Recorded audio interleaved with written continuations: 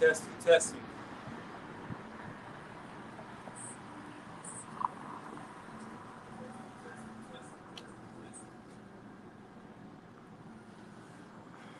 All right, shalom, shalom. All Shalom.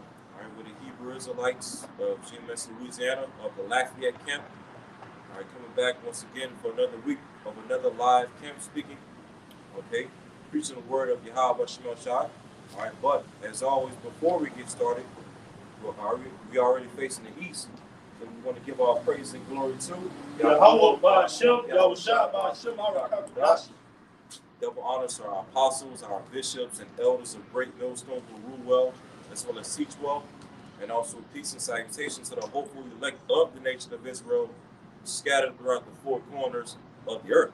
All right, Shalom, mighty shalom. shalom.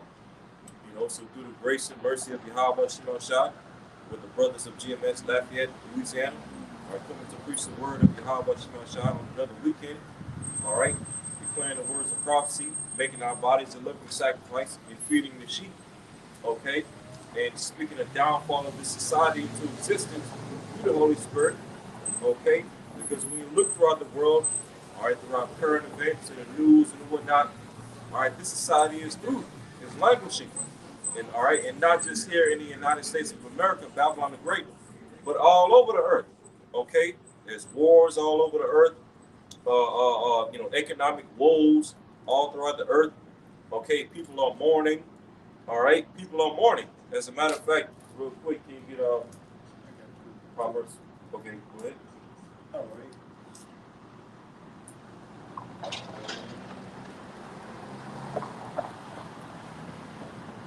It's the book of 1 Thessalonians, chapter 5, verse 1. But of the times and the seasons, brethren, ye have no need that I write unto you. For yourselves know perfectly that the day of the Lord so cometh as a thief in the night. Right. So the day of the Lord, the day of Yahushua and the holy angels coming back and cracking the clouds is going to take these people of the world like a thief in the night. Because the average person around the society is not, crying out or expecting the Lord to come back and do away with all this wickedness on the earth and set up a righteous kingdom.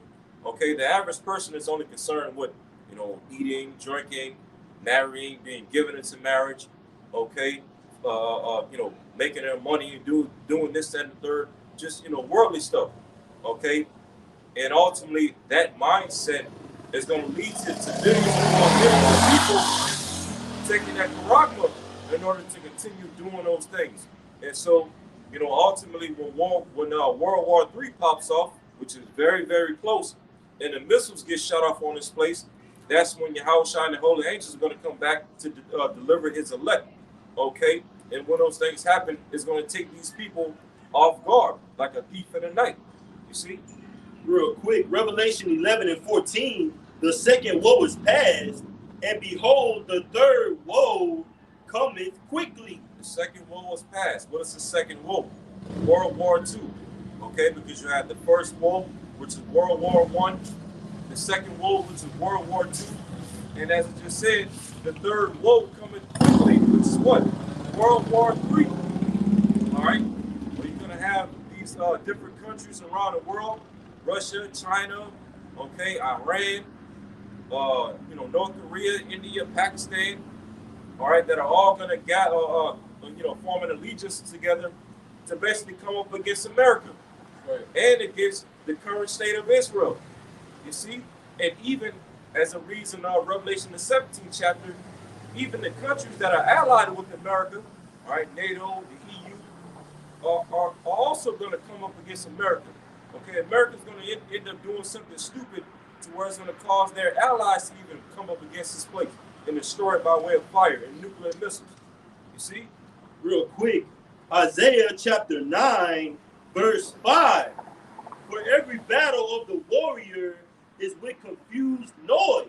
Right. Back in ancient time, when men, in these armies and whatnot of these different nations will fight into wars, it will be fought, with confused noise and hand-to-hand combat, swords, shields, bucklers, bow and arrows, spears, okay, making confused huge noises and grunt noises and ooh and ah and this, that, and third. Well, now, as it's going to continue reading, now this upcoming war is going to be fought with what? But this shall be with burning and fuel of fire. So this next upcoming war, which is World War III, the war to end all wars, this time is going to be fought with fire. Okay? And what type of fire? Thermonuclear fire. Okay, the type of fire that can completely decimate a whole entire country off the face of the earth. All right? And that's what these different nations, such as Russia, China, India, Pakistan, Iran, and various other countries that have nuclear capabilities, are going to do to the United States of America.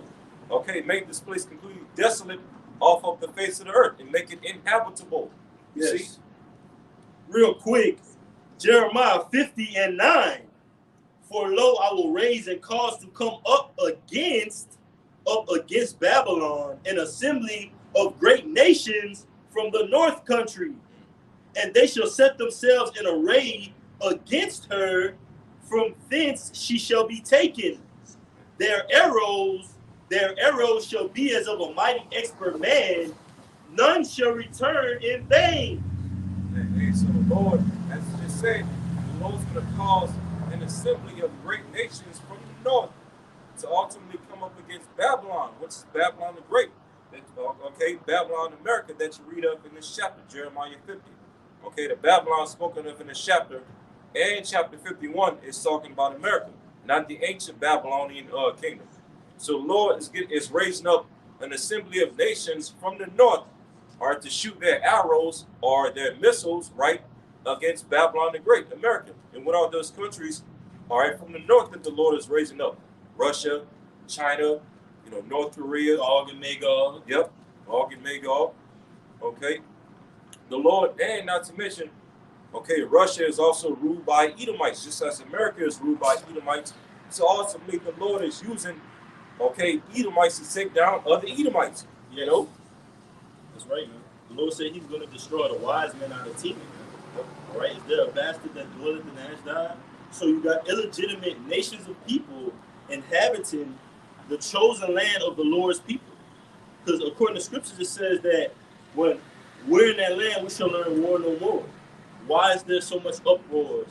Why is there so much violence? Why is there so much injustice going on in that land? Because prophecy has to be fulfilled. This is Jeremiah 50:9. For I am raising up an army of great nations from the north. They will join forces. They will join forces to attack Babylon, and she will be captured. The enemy's arrows will go straight to the mark. They will not miss. Hey, so the Russians, Chinese, Japanese, and Koreans, okay, they're going to capture this place, and shoot their arrows at this place, which the arrows are symbolic of nuclear missiles. Not talking about actual bow arrows or actual spears. Yes. Okay, it's talking about missiles. It's talking about missiles. That's right. Right? So, this is 2nd Ezra 16:13. It says, I'm going to start at 9. A fire shall go forth from his wrath, and who is he that may quench it? I'm going to start at 7. Salakia. 2nd Ezra 16:7. May one turn again the arrow that is shot of a strong archer? The mighty Lord sendeth the plagues, and who is he that can drive them away? A fire shall go forth from his wrath, and who is he that may quench it? He shall cast lightnings, and who shall not fear? He shall thunder, and who shall not be afraid? The Lord shall threaten, and who shall not be utterly beaten to powder at his presence? Right. So those missiles described in the chapter as arrows are going to beat these people into powder, meaning what? It's going to dry them up. It's going to, basically burn all of the moisture out of their body. Yes, desolate. Yep. Hey, and the scriptures tell you, I'm going to get it real quick. All right, just backing you up, brother. This is Zechariah 14:12. And this shall be the plague wherewith the Lord will smite all the people that have fought against Jerusalem. Yeah, that have fought against the true Israelites, not have fought against those small assets in the land right now. No, the Lord's going to smite. The Lord, Yahweh is getting ready to smite all these different nations that have fought against his people. Okay, so-called blacks, Latinos, and Native Americans, with which are the true Israelites, the true Jerusalem. See, go ahead. Yep, hey, and that's the example of Yahushua, man. It tells you in the 2nd Ezra 13th chapter, he shall not lift up sword nor instrument of war, man. So he's going to come back with the strength of the right-hand side of the Father, man. Zechariah 14:12, and this shall be the plague wherewith the Lord will smite all the people that have fought against Jerusalem. Their flesh shall consume away while they stand upon their feet, and their eyes shall consume away in their holes, and their tongue shall consume away in their mouth. And so when you read that, you got to think to yourself, like what type of weaponry or technology can make somebody's tongue in their eyes consume in their mouth or their eye sockets? What type of weaponry can do that? Okay, only a weapon of mass destruction, right? Which is a missile. Okay, nuclear warhead, nuclear fire. You know, nuclear warheads, nuclear fire. Okay, hypersonic nuclear missiles. That's the only type of weaponry that can do something like that to somebody. Consume their tongues and consume their eyes within the eye sockets. Okay, and basically reduce them to powder. You know, dry them all up. Hey, that's like it onto that flood, man. Because guess what? When that flood hit those inhabitants in the time of Noah, guess what? It consumed them. But it was with water, all right? But this time it shall be with burning fire. So we see people, we see the naysayers, man. It doesn't matter if you don't believe in this thing, man. These are the words of the Lord coming out. These are not our own vain opinions. This is the word of the Lord telling you that this place is going to be destroyed. The word is telling you that these nations are going to come up against America. The word is telling you that Yahushua is not going to have to lift up any sword or instrument of war, man, on our behalf, man. So you're persecuting us and going to persecute us and look at us a certain way and shake your head and scoff because of the words we speak, ultimately because you're against the word. You're against order, man. All right? Go ahead, bro. This is 2 Peter chapter 1, verse 20. Knowing this verse, that no prophecy of the scripture is of any private interpretation. Verse 21, for the prophecy came not in old time by the will of man. Not in old time by the will of man, they were inspired. What were they inspired by? The scriptures tell you that wisdom coming from heaven. The scriptures tell you in Maccabees that strength coming from the heavens, man. All right? So the understanding of the word, all right, comes from the heavens and is inspired. The Spirit inspires us to go out and teach, to be willing and apt to teach, man, to go out and preach the tidings, the gospel, the good news. All right? Lamentations, mournings, and woes. This book is sweet and also bitter.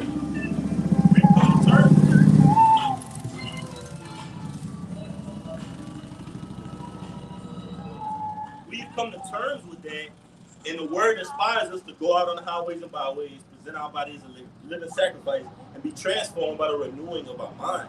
You got it, brother. 2 Peter 1, verse 21, for the prophecy came not in old time by the will of man, but holy men of Yahweh spake, as they were moved by the Holy Ghost. Right, holy men, holy going into white, pure, set apart, man. All right? Sanctified, anointed, okay?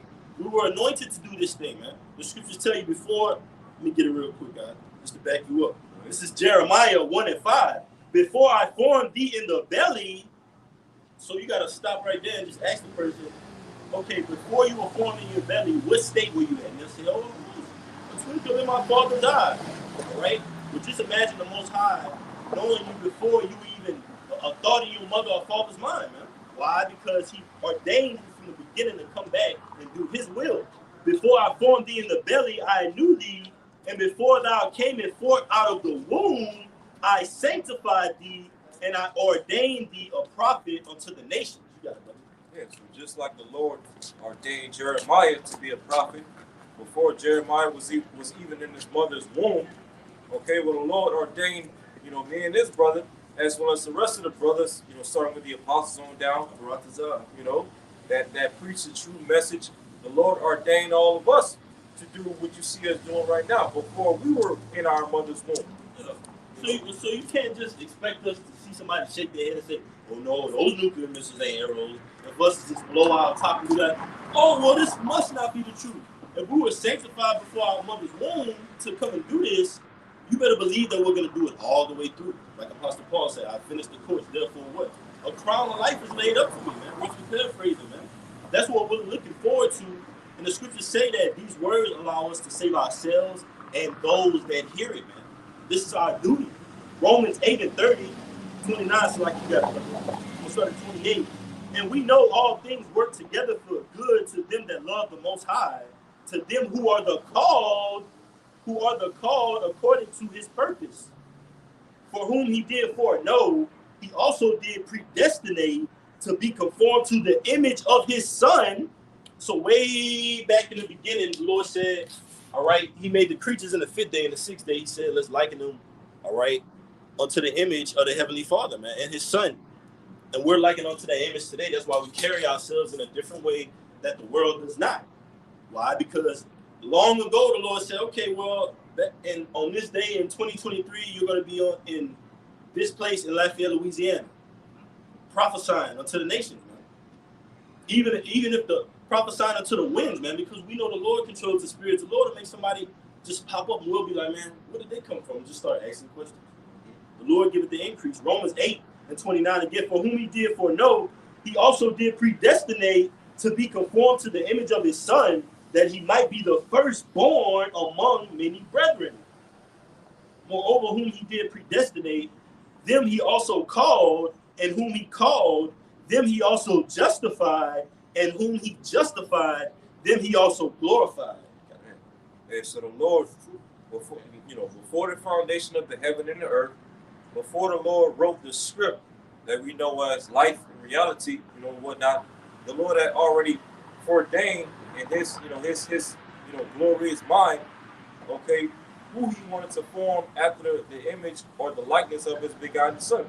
He already ordained who he wanted to be justified in these latter days, who he wanted to condemn. Yeah, who he wanted to condemn as well in these latter days.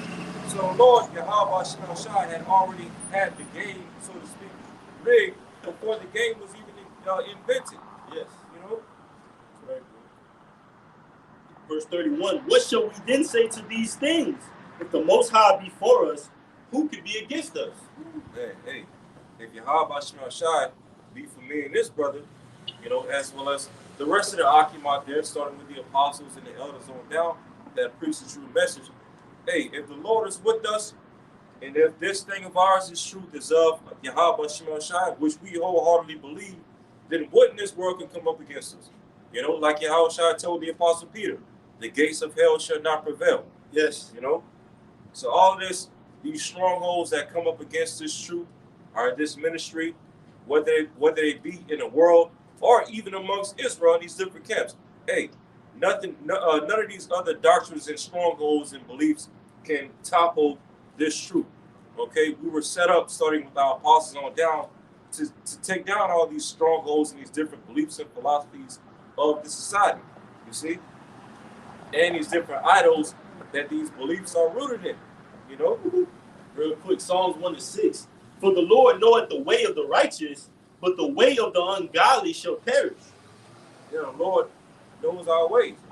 He knows our steps. He knows what can make us fall, and he knows what can rise us up. All right? But as I said, but the ungodly shall perish, because, hey, the Lord is not dealing with the ungodly. He's not dealing with the ungodly or the 2/3 of our people. And he's damn sure not dealing with these rest of these heathen nations, which are ungodly by nature. The Lord is only dealing with a specific group of people, a little sanctuary, which is the 1/3 of his people, all right, also known as the elect, also known as the remnant. Everything else is pushed to the side. It's likened unto spittle and a drop in a bucket to the Lord. Romans 11:1 in the NLT. I asked then, has the Lord rejected his own people, the nation of Israel? ? Of course not. I myself am an Israelite, a descendant of Abraham, and a member of the tribe of Benjamin. Apostle Paul speaking. No, the Most High has not rejected his own people, whom he chose from the very beginning. Do you realize what the scripture says about this? Elijah the prophet complained to the Most High about the people of Israel and said, Lord, they have killed your prophets and torn down your altars. I am the only one left, and now they are trying to kill me too. And do you remember the Most High's reply? He said, no, I have 7,000 others who have never bowed down to Baal. And that's Apostle Paul quoting the Old Testament, man. Saying that the Lord said he reserved for this time, man. Just like he reserved in that past time. That 7,000 that have not bowed to the image. Why? Because why would we bow to Baal, brother? We made the image of the Lord. That's just a slap in the face to people. Like, why would you just bow to this? This has no breath, no life, no insurance, no surety. Yeah, because why would we wait till now at this point of the truth to basically give up and bow the knee to Esau's image? You know, the image of this beast system. You know, just completely sell the truth out. Okay, just have it in our mind. Well, you know what? I'm gonna just take the the charagma and just the hell with this truth. You know, why would we take up this mindset this late in the game as we're just this close to receiving the victory that's promised to us in the scriptures? You know, so hey, this is not the time to be weak in the faith of the Lord. And this is our time to to be stronger than ever in the faith. Okay, because we're just that much closer to receiving the victory, and at the same time, we're just that much close to seeing Esau, Edom, and the rest of our enemies be taken down. Okay, utterly. You know.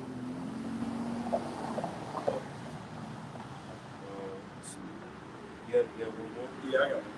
1 Samuel 12 and 22, for the Lord will not forsake his people for his great name's sake, because it has pleased the Lord to make you his people. Yeah. Hey, matter of fact, because it's just read, the Lord will not forsake his people for his great name's sake, because as the prophet Ezra said in 2nd Ezra 3, okay, when you look throughout the different nations of the earth, the only nation that bears the name of the Lord is the nation of Israel, as Ezra said in 2nd Ezra 3. So the Lord is not going to do away with his people, okay, because by doing away with his people, it'll basically be likened unto him doing away with his name. You know? Yep. Hey, I got one in Jeremiah to back you up. And this is a favorite of mine. Just going into the magnitude of importance that the nation of Israel is to the Most High. Jeremiah 31 and 35. Thus said the Lord, which giveth the sun for a light by day, and the ordinances of the moon and of the stars for a light by night, which divided the sea when the waves thereof roar. The Lord of hosts is his name. So Jeremiah was saying, hey, the Lord's name didn't change, even back then, man. So why would we call him Jesus Christ today? All right? Jeremiah 31 and 35. Thus said the Lord, which giveth the sun for a light by day, and the ordinances of the moon and of the stars for a light by night. And it goes into that in Genesis, the first chapter.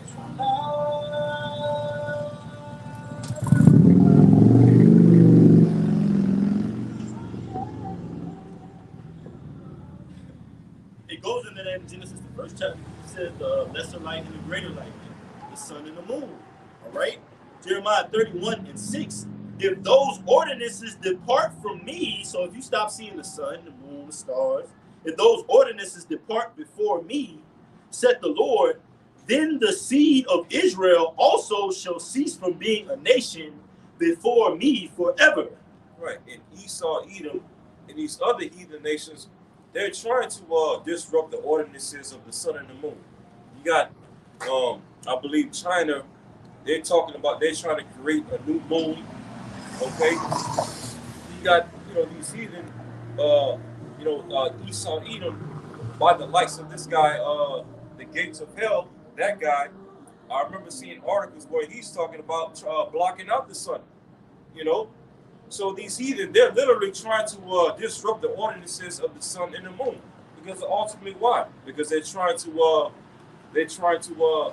discontinue us as Israelites from being the true chosen people of the Heavenly Father, so-called Negroes, Latinos, and Native Americans.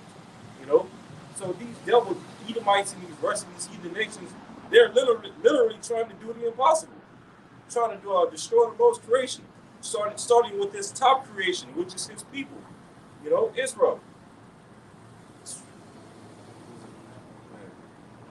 Hold on, a little bit more. It says, thus said the Lord, if heaven above, Jeremiah 31 and 37.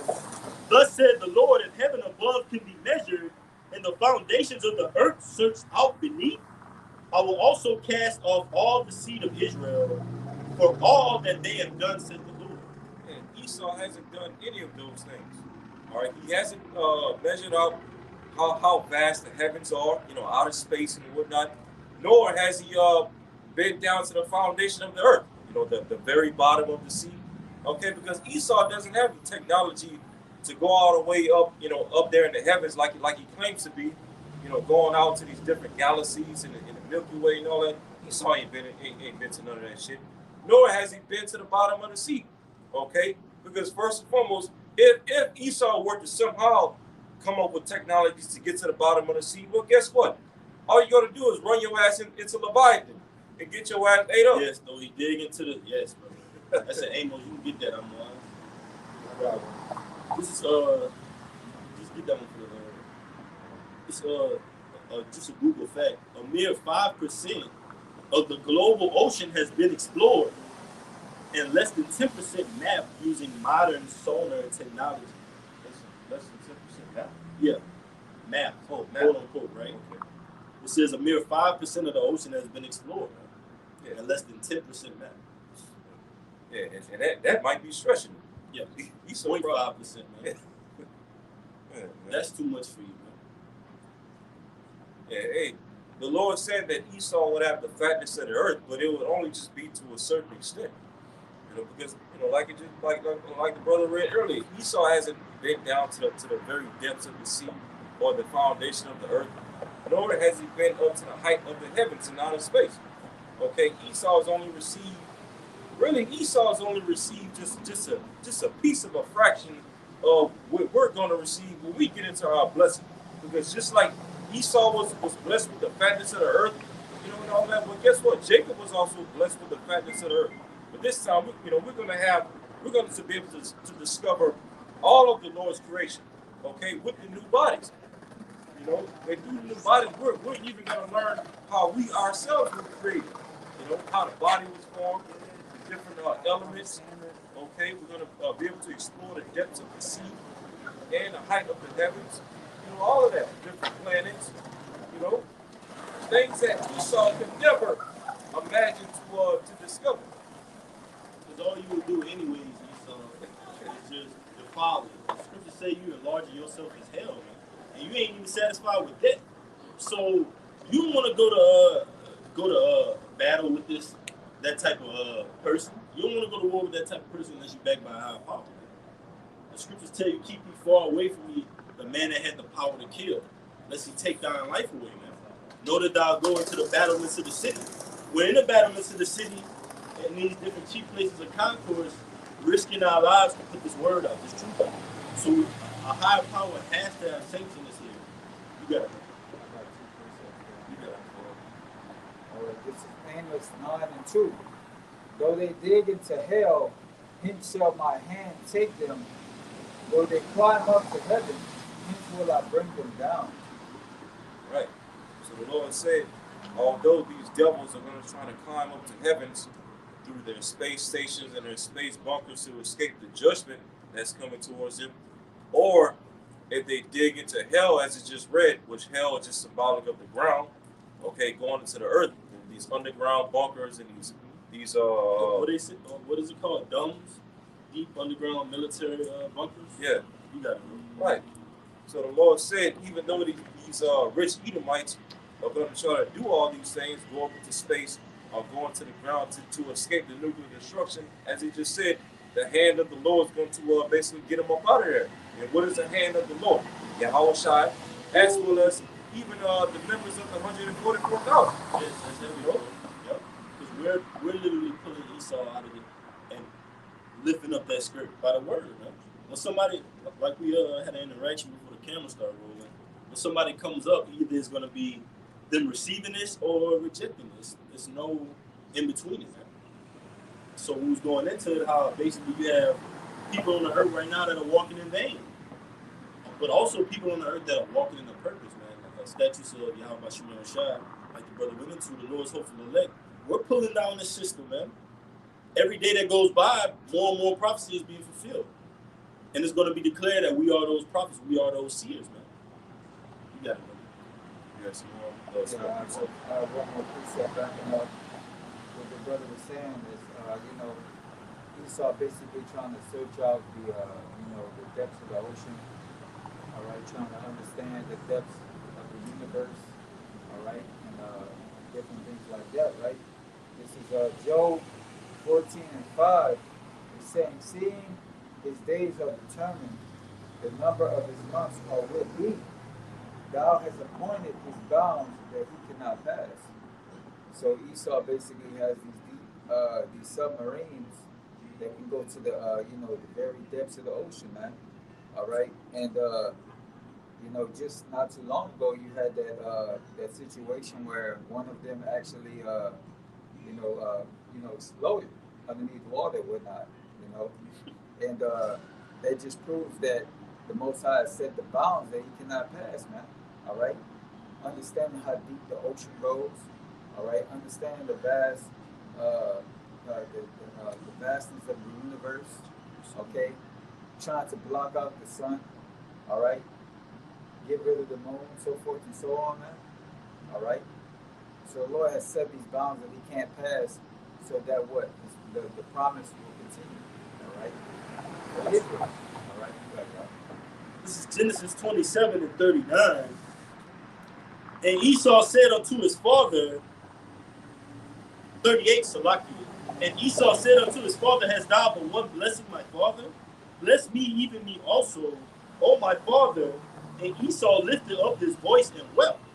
And Isaac his father answered and said unto him, behold, thy dwelling shall be the fatness of the earth and of the dew of heaven from above.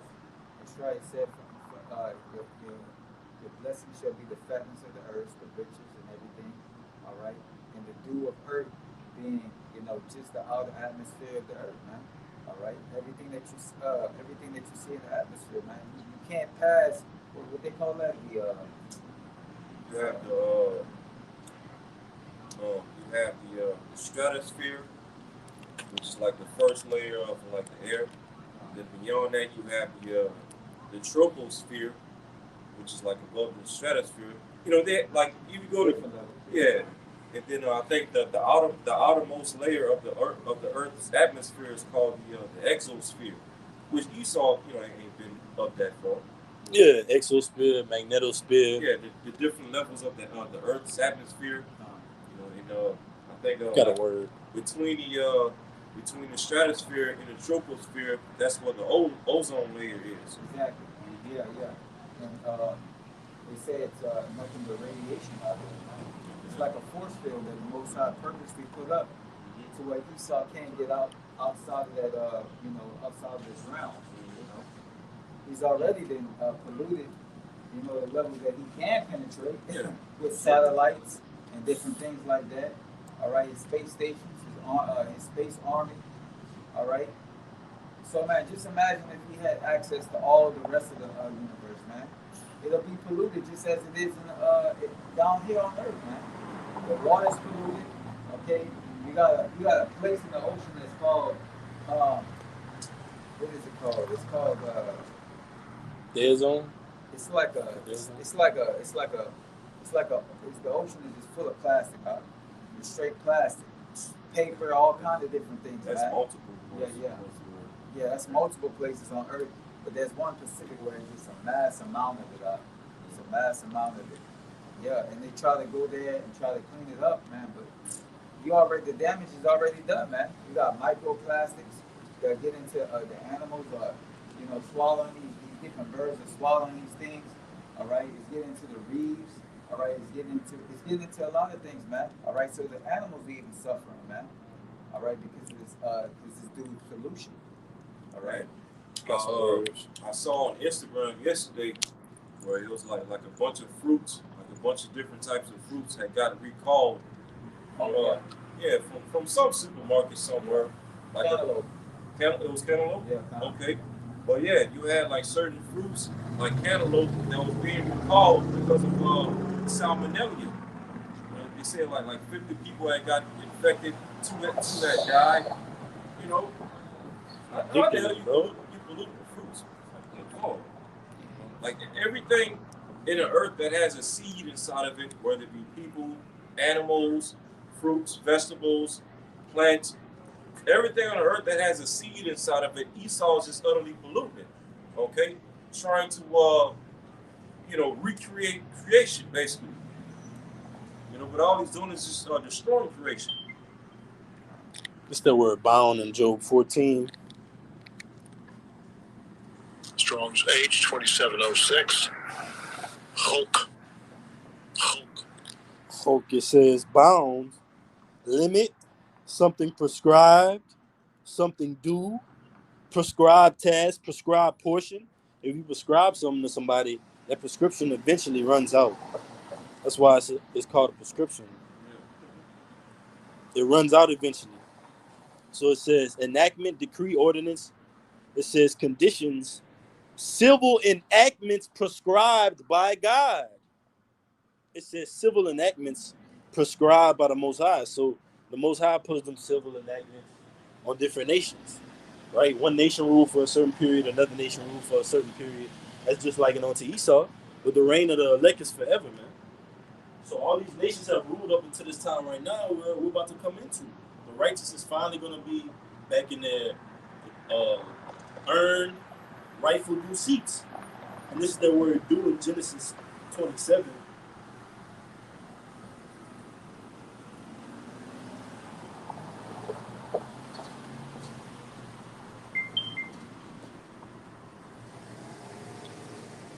Strong's H 2919. Tal. It says dew, light mist, night mist. It says light rain, dew. And dew can't become full out rain. So that's like to Esau. He can't get to a certain he's given a dew of heaven. That's why he hasn't been on it. That's why he hasn't done certain things according with his technology. He's the father of lies, so he puts it out there. He has the technology to deceive and make it seem that his power is greater than it actually is. Just like on the Wizard of Oz, he had the power to deceive the lion, the Tin Man, Dorothy Alderman. He had the power to deceive them throughout that movie because of the technology that he possessed. Man.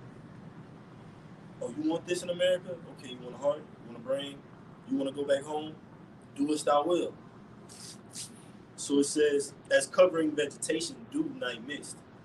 So he, like the brother brought out, he's been appointed his bounds that he can't pass, man. That's why his knowledge on this side, his left hand knowledge only goes so far. And you see how he's gotten out of hand with this diabolical plan he has for the Quran, man. Totally sloppy plan that he's putting out, and it's going to be foiled by the Most High. Because if it was such a great plan, then why did the Most High say he's not going to lift up any sword or instrument? If you were such a great opponent, Esau, you got it, man. And speaking of the Quran, when y'all supposed to get Isaiah 42:9? It's the book of Isaiah, chapter 42, verse 9. And it reads, behold, the former things are come to pass, and new things.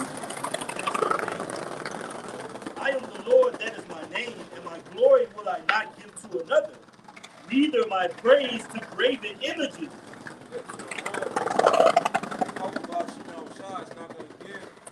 That's the name of the Lord, who is the God the Son, and how about Shemel Shai. And as I said, he's not going to give his praise to graven images. And go into the Quran, the Revelation 13 and 16, okay, that word Quran goes into a graven thing, basically an idol or idolatrous thing, And that's what basically what Esau is pushing the Quran to be, the CHIP. He's basically pushing that as some form of godlike technology or godlike invention. But hey, the Lord's going to confound Esau and this world and showing him that his way and his mindset is the true godly way. Okay, the true power of the earth. and not some man-made invention. You know? Go ahead. Or understand something. Isaiah 42:9. Behold, the former things are come to pass, and new things do I declare. Before they spring forth, I tell you of them. So the former things that come to pass, the things that happened in previous prophecy have come to pass up to this very day. And now through the Holy Spirit of Yahweh Shemashah, we, the men of the Lord, we're declaring the new things that's getting ready to come to pass according to the scriptures. All right. And as the Lord said, before they spring forth, meaning what? Before they come to pass, he's going to tell you of them. All right. And the new things that's getting ready to spring forth in the earth is the Karagma, the Revelation 13 and 16. Because that's where Esau Edom is ultimately trying to bring the society into an NWO, a New World system. Okay, where he basically wants to stick a device the size of a grain of rice inside of people's right hand or forehead, okay, in order for people to continue in the society, to continue to buy, sell, work, function, okay, do travel, and do their normal everyday things. Okay, what these people don't realize is that all their little rights and freedoms and privileges that they're used to in society is getting ready to be taken away from them. And in order for them to continue in the society, they're going to have to be forced to bow down to a particular agenda and receive a device in their forehead or their right hand. And they're already bowing down. You see the people, like the Lord said, the multitude was born in vain. The multitude is bowed down. They might not literally take a knee, but they do it in their actions, man. They do it in the way they live their lives, what they conform to, what they settle for, right? What they worship, like the brother was going into, man. And it's all going to come down to that, who do you serve? Life or death, man. For everybody is going to have to make that choice, man. But guess what? The Lord said he sanctioned us from the beginning to come on the earth right now to make the choice of no. So if we're of the elect, that's why we say, Abarat is our Lord willing, because if we're of the elect, we're not going to bow to the image. The Lord said he reserved us. He put us on reserve, not to bow the image of the society. So our lives was going to reflect that. You're going to see us preaching somewhere where the Lord raised us up at. We're going to be assembled together, teaching the sound doctrine of the scriptures. And guess what? After we wait for it, it shall come to pass, man. We're going to see these things happen. But do you have faith? This is Psalms 33 and 3 backing you up. Sing unto him a new song. Well, I'm going to read the next verse first. Isaiah 42, and I'm going to read 9 again. Behold, the former things are come to pass, and new things do I declare. Before they spring forth, I tell you of them. Sing unto the Lord a new song, and his praise from the end of the earth, ye that go down to the sea, and all that is therein, the isles and the inhabitants thereof, man. So all the elect, all right, are going to be singing forth this new song. Revelation 7 and 9 says, all right, different nations, different tongues, different peoples. Guess what? You're going to have Israelites coming from amongst different nations, speaking different tongues, looking like different peoples. But they're going to show forth that they're children of the Most High.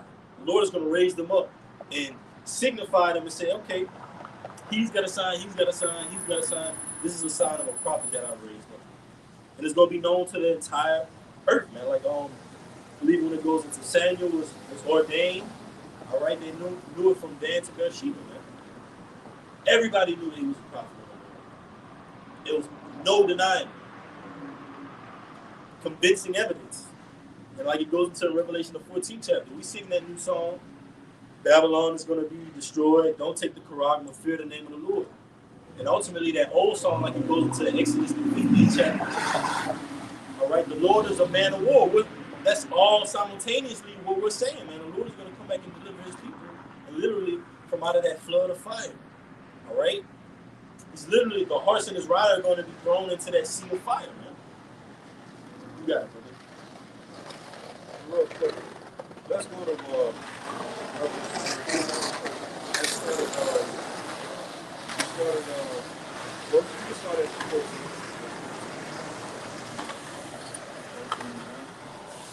Revelation 13. This is Revelation 13, and 14. And deceived them that dwelt on earth by the means of those miracles which he had power to do in the sight of the beast. Right, talking about America, performing different miracles through technology and science and weaponry and whatnot. Okay, making this whole entire world seem as if this is the highest power that exists. That's the deception that America pushes out. That this place and the power that comes from this place is the highest power that exists. All their pseudoscience, their lies, their technology, their weaponry, right, is all miracles. But on the left hand side, go ahead. Saying to them that dwell on earth that they should make an image to the beast which had wounded by the sword and did live. That should make an image to the beast. One of your brothers can look up that word image.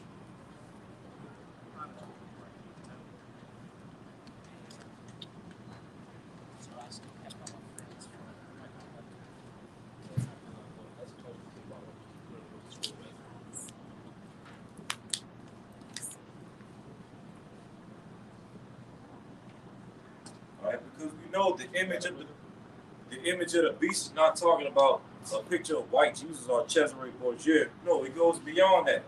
Okay, not a picture of Cesare Borgia is a part of that image, but it's not the image itself. Okay, for any Israelite that's still teaching or believe that. No, it is deeper than that. Okay? Y'all brothers can read it to me, right? This is the definition of image in the blue letter. G 1504. Icon. An image, figure, likeness. Figure or likeness. So America, along with NATO and the EU, would make themselves a figure or a likeness to the beast that was ruling before it, which is what? The ancient Western Roman Empire. So that's what that image goes into, a figure or a likeness. Okay, not talking about an actual picture that you put up before people, all right, telling people to bow down to it. No, it's talking about how America, NATO, and the EU would model itself after the ancient Western Roman system. Now, can you jump down to the Strong's definition? Right. Strong definition, it says a likeness, literally, status, profile, or figuratively, representation, resemblance. Right, a representation or resemblance. So this system, America, NATO, and the EU, is a representation or a resemblance of the previous beast that ruled before it. Okay, the ancient Western Roman Empire. Okay, or also known as the pagan Roman Empire. So that's what this system has set up today. That same ancient Roman system all over again. But this time in a newer, more sophisticated technological way.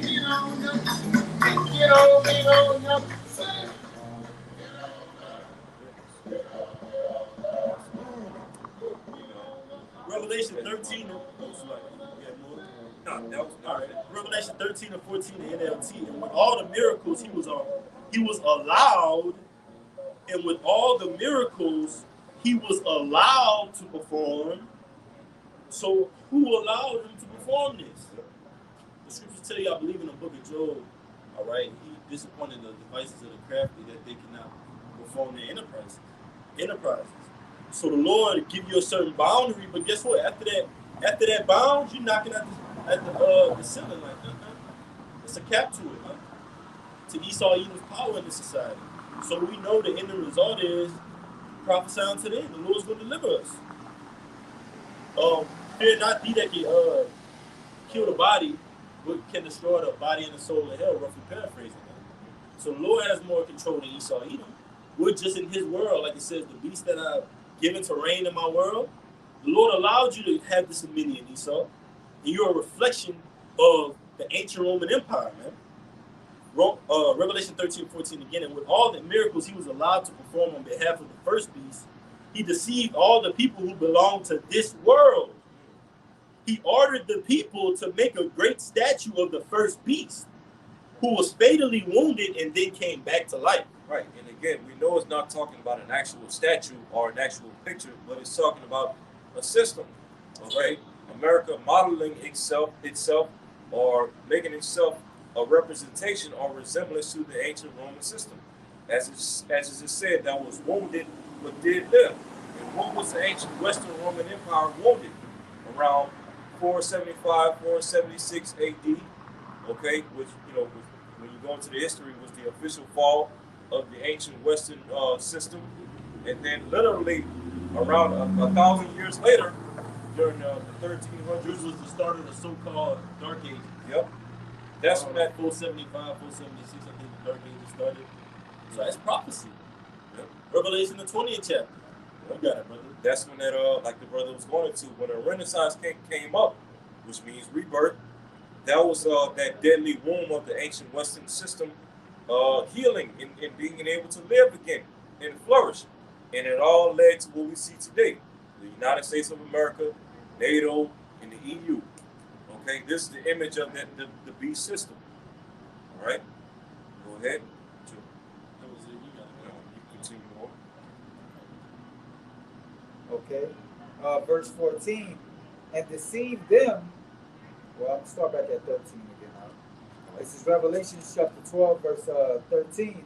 And he does great wonders, so that he maketh fire come down from heaven on earth in the Son of Man. Right. The atomic bomb, nuclear missiles. Okay. What happened in Hiroshima and Nagasaki back in World War II. All right. That's the fire that came down from heaven that this beast system performed. Okay. As a left hand miracle to deceive the world. Go ahead. Verse 14. And deceive them that dwelt on the earth by means of those miracles which he had power to do in the sight of the beast, saying to them that dwell on earth, that they should make an image to the beast which had the wound by a sword and did live. Right. We explained that already. Go ahead. Verse 15. And he had power to give life unto the image and of the beast. Right. So America, NATO, and the EU has the power and the authority to give life unto the image of the previous beast, to give life unto that ancient Roman system. Okay. And how does it do that? You would send it.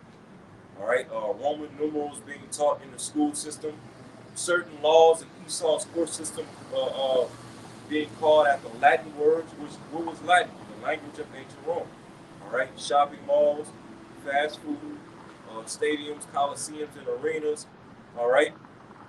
Certain medical practices done by Esau in this society. All of those ways and all of those customs goes back to ancient Rome. And even some of it goes back to ancient Greece, which is another part of Esau's ancient rulership. You know, that Greco-Roman system, that Greco-Roman way of life. And that's what the Renaissance is all about. Bringing back what's known as classical antiquity, which when you go into classical antiquity, it basically means like the values and the interests and the philosophies of ancient Greece and ancient Rome. It literally tells you that when you look it up. Classical antiquity. You see? First Maccabee 8 and 15.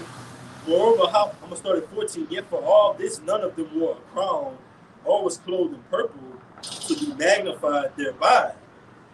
And that's basically because it was a senate house. It wasn't a monarchy. Monarchy goes into kingdom. So it was a senate house. You had senators, you had heads of them, you had order amongst that society, plebeians, patricians, which is a reflection of Democrats and Republicans here today in America, man. And here today in America, just like the brother brought up, you have a Senate House. House of Republicans, House of Democrats, Congress, okay? And guess what? What do they have? Amendments, all right? Which means applicable to change. So you steadily see the society accepting more and more wickedness through their laws. In a society, what body of writing do you find your amendments in? The Constitution. And guess what? When you go into ancient Rome, because the brother was speaking of their Senate, when you go into the history, the Senate of ancient Rome was governed by their Constitution. You know, their particular body of writing that they had at that time. You know, so the fact that America has a Constitution is just another key point showing you that this is Rome all over again. You see? Yeah, First Maccabees 8 and 15. Moreover, how they had made for themselves a senate house, wherein 320 men sat and counseled daily, consulting always for the people, to the end they might be well ordered. And that's the same way America assembles their council, assembles their senate house. Let me see real quick. How many members of the Senate? America. Members, Senate. The Senate is composed of 100 senators, 2 from each state, so you got 100 senators. 2 from each state. All right. It says how many members of the House of Representatives? The number of representatives with full voting rights is 435, a number set by public law on August 8th and in effect since 1913. So hey, it's governed just as ancient Rome was governed. But it says, and that they committed their government to one man every year who ruled over all their country, and that all were obedient to that one, and that there was neither envy nor emulation amongst them. Right, so as it's going into, right, in the Maccabees, ancient Rome, when they had their Senate, eventually they would appoint one particular ruler every year to rule over their Senate and over their country. And today you can liken that to the president, which in this society, the president is voted every 4 years rather than every 1 year. But all in all, it's just that same system, okay, playing out today here in America. That's when they don't need you. Even you had Caesar, he tried to make it a monarchical kingdom under his rule. And that's when you go into the Etruscans history. I believe it goes into how the Japhetic people went into looking like Esau. So the Greeks came into power. That's Esau, Edom, fulfilling prophecy. Eve was multiplied on the planet Earth. Yeah. Go back to verse 15. This is Revelations. Revelations 13 and 15. And he had power to give life unto the image of the beast, that the image of the beast should both speak. We'll stop right there. It said that the image of the beast should both speak. Now, how would the image of this beast system be speaking in these latter days? Real quick, jump up to verse 11. Verse 11. And I beheld another beast coming up out of the earth, and he had 2 horns like a lamb, and he spake as a dragon. And he what? He spake as a dragon. He spake as a dragon. So that's how this beast system, America, NATO, and the EU will be speaking in these latter days, as a dragon. Now, it said 2 horns like a lamb, and as our apostles and elders always break down, the 2 horns represent what? The 2 political parties of America, the Democrats, the Republicans, okay? And as I just said, they will be like a lamb. Meaning what? They will be pushed as, the solution or the messiahs of everything that's going on in society. Just as the lamb in the scriptures is synonymous of what? Of Yahweh Shai. The Lamb of God, the Lamb without blemish, as it says in Peter's. So these 2 political parties of America, the Republicans and Democrats, will be pushed as a lamb, or solutions, or some type of messiah in this society. But as it just said, but they spake as a dragon going into what? Draconian laws or draconian measures. Now, real quick, I have some information right here. Okay, this is rock it up. All right, now this is from Britannica.com. All right, and it says Dracon or Draco. Okay, Draco from Britannica.com. It says Draco flourished 7th century BC. It says Athenian lawgiver whose harsh legal code punished both trivial and serious crimes.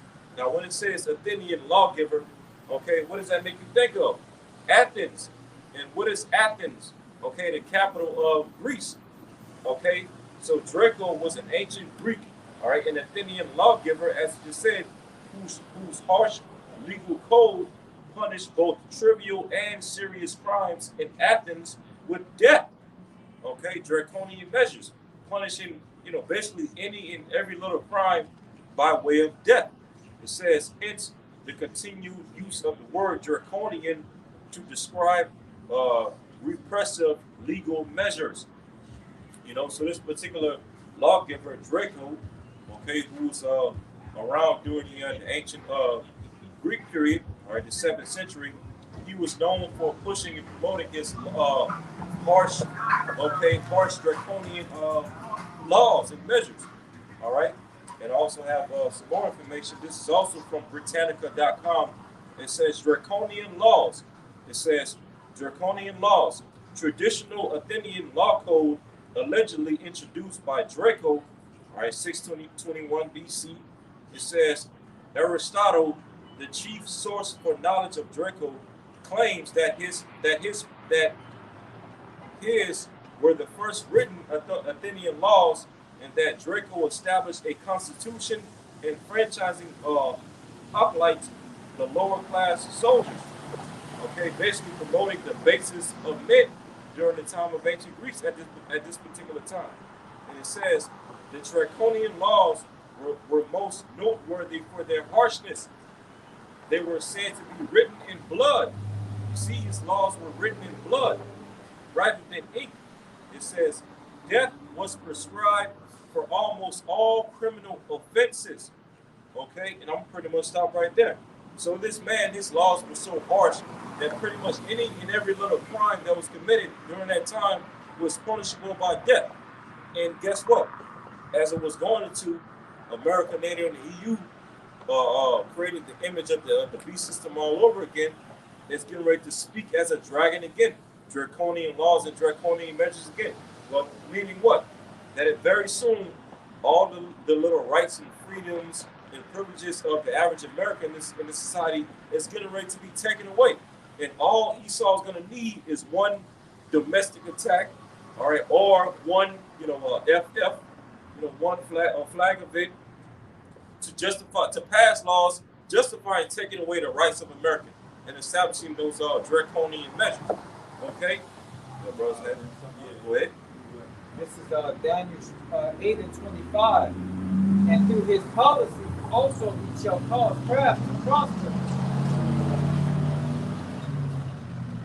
Again, Daniel 8 and 25. And through his policy also he shall cause craft to prosper in his hand, and shall magnify shall magnify himself in his heart, and by peace shall destroy many. He shall also stand up against the Prince of Peace, the Prince of Princes, but he shall be broken without hand. So as the brother was just going into this guy, Esau Edom, he causes craft to prosper through his policies, man. All right, how to deceive and trap people in, all right, and into his basically into his plans, man. All right, which is what? The NWO, man. All right, his agenda. All right, agenda 21, man. All right. This is the book of Psalms. This is the book of Psalms, chapter 94, verse 20. Shall the throne of iniquity have fellowship with thee, which frameth mischief by a law? That's right, man. So Esau, he framed mischief by law, man. All right, can you go into that word mischief out? I'll get it for you. Yeah, man, because one more time, I'll bring it out one more time. This is Psalms 94 and 20. Shall the throne of iniquity have fellowship with thee, which frameth mischief by a law? That's right, he framed mischief by law, man. All right, how to entrap people. All right, the scriptures talk about how they get together. All right, and what pretty much try to conjure up ways. All right, to entrap you Israelites first and foremost, but the rest of the majority of you people too, man. All right, by way of his laws, man. All right, you got that up? Sure. All right. This the word mischief. All right. This is the word mischief from Psalms 94 and 20. So Strong's H 5998, it says, I'm all. It says, so Strong's H5999, it says, I'm all. It says, toil, trouble, labor, okay, mischief, toil, labor. All right, the Strong's definition, it says, toil, wearing effort. It says worry, whether of body or mind. It says grievance, iniquity, labor, mischief, miserable, painful, perverseness, sorrow, toil, travail, trouble. That's right. Amen. So basically, through his policies, he put hell and sorrow on the people, man. And as the scriptures say, when the wicked are in authority, the people mourn, man. All right. And this guy's in rulership, man. We just brought out in the scriptures where it talked about the Most High giving the fatness of the earth and the dew of the heaven, man. All right. So what, man? This guy, man, he's the cause of all of this, man. All right. He's the cause of all the mischief, man. All right. The vast majority of our people are incarcerated because of his laws, man. To entrap Jake, man. All right. The crack epidemic. All right. That was all set up through mischief. All right. So what? To entrap our people, man. To have them work slave labor, man. All right. In these prison systems. All right. This is Revelation 13:11 again. And I beheld another beast coming up out of the earth, and he had 2 horns like a lamb, and he spake as a dragon. And like we're going into those 2 horns, going into the Democrats and the Republicans, which is a reflection of the ancient plebeians and patricians. And I got a little history on it. You just got me where you're going. This is from studentsofhistory.com. It says comparing patricians and plebeians. It says ancient Roman history shows that Rome had 3 different political periods. The first period was known as the regal period, 753 to 709 BCE, before Common Era, all right, which began with the founding of the city of Rome and lasted until the last king was overthrown in 509 BCE. That's when the monarchy was taken out. Then you had what we're going into, Revelation the 13th chapter, that Senate house. All right. And it says, during these periods, I'm going to read the letter in. This began the period known as the Roman. It says the city of Rome lasted until their king was overthrown in 509 BC. This began the period known as the Roman Republic, 509 to 27 BCE, give or take, which culminated with the Roman Empire, 27 BCE to 476 CE, which is Common Era or AD, Annus Dominus. All right. And we just brought that information out that the beginning of the Dark Ages was around 476 AD. So that was the fall of that ancient Roman Empire, which culminated with the Roman Republic. Because like it says, which culminated with the Roman Empire. The Roman Republic and the Roman Empire, they culminated together. So they were a reflection of each other, and they just trickled down that leadership, man. You got it, bro. If I could speak too, because as it was going into, Rome started off as a monarchy, and then it ended in 509 BC. Then that same year, it turned into a republic, the Roman Republic. And then in 27 BC, that's when Rome officially became an empire. Because basically what made the Roman Empire different from the Roman Republic was that during the time when Rome was a republic, it was ruled by a Senate, by way of its constitution, which governed its Senate. Then eventually, when Rome became an empire in 27 BC, what made it an empire was that now it was being ruled or headed by an emperor, or otherwise known as a Caesar, which at that time, 27 BC, the first man that was voted as Caesar or emperor of Rome was Octavian Augustus. And which really, it was originally supposed to be Julius Caesar, because that's what that word Caesar goes back to, Julius Caesar. They meant to make Julius Caesar like a perpetual dictator or perpetual ruler, but of course he was assassinated, and I think around 44 BC. Then they fought into various series of wars and whatnot. Then eventually Octavian came on the scene, and they made Octavian the emperor or Caesar of Rome in 27 BC. And at that period, from 27 BC going forward, that's when Rome went from being a republic to an empire. You know, It says the first period was known as the regal period, 753 to 709 BCE, which began with the founding of the city of Rome and lasted until their last king was overthrown around 509 BCE. This began the period known as the Roman Republic, 509 to 27 BCE, which culminated or peaked, climaxed, with the Roman Empire, 27 BCE to 476 CE or AD. It says during these periods, society was divided into two classes known as patricians and plebeians. Patricians monopolized all the power in Rome, meaning they sought out to control everything in Rome. And that's likened onto the Senate House in America, man. All right? You just break a law and see. All right? it's like You step outside of their constitution or their code of ethics and just watch what happens, man. And they monopolized Israelites to the point to where anything they put into the law, you're taking it, you're accepting it. Okay, well, they said in the law, this case was passed down that says man and man can be together, a woman and woman can be together. It must be accepted in the society. This is the law of the land. No, man, this is the law of the land, man. All right, it says patricians monopolized all the power in Rome, and plebeians were becoming more and more upset. Between 500 and 287 BCE, Rome experienced struggle between the classes in what is known as the conflict of orders. It says the patricians were the wealthy land-owning noble class in Rome. That's what I wanted to get to. It says the patricians were the wealthy land-owning noble class in Rome, and that's like on to what? Yeah, your modern-day Republicans, man. All right, your Republican Party. All right, your Donald, your Proud Boys, DT supporters. All right, what do they all have in common? A stockpile of firearms, stockpile of land, stockpile of money, man. All right, in support of what? Their agenda, which is what? Enslaving the masses, their rule, all right, their way. It says, and they're ultimately, it's a political theater because you got the left wing and the right wing, which they're flying to the same destination, man.